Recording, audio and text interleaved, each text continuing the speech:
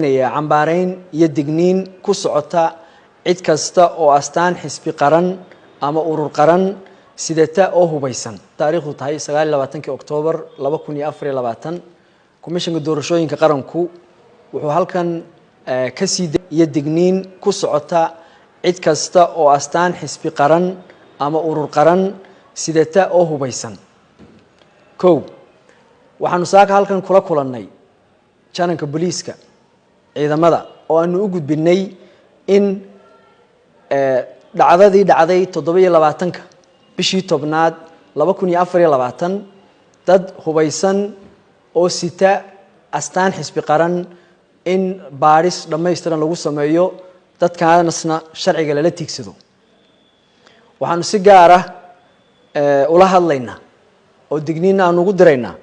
xisbiyada qaranka khaasatan xisbiga kulmiye oo calankoodii ay siteen dhalinyaradaas hubeysan ee ka soo baxay baraha bulshada waxaanu u sheegaynaa dhammaan daneeyaasha khaasatan xisbiga kulmiye in aan la aqbali karaynin cid kasta oo keenaysa ama keeni karta amni darro ku keeni karta geedi socodka doorashada hadday tahay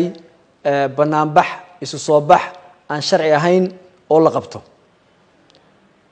ugu dambeyntii waxaan rajaynaynaa in sharciga la mariyo dadka falalka dambiyada geystay waxaan ka sugaynaa insha Allah ciidanka booliiska inay sharciga la tiigsanayaan waxaan oo bilaabmay wareegii labaad ee ololaha doorashada waxaanu mar walba ku celcelinaynaa in loo hoggaansamo oo lana adkeeyo amniga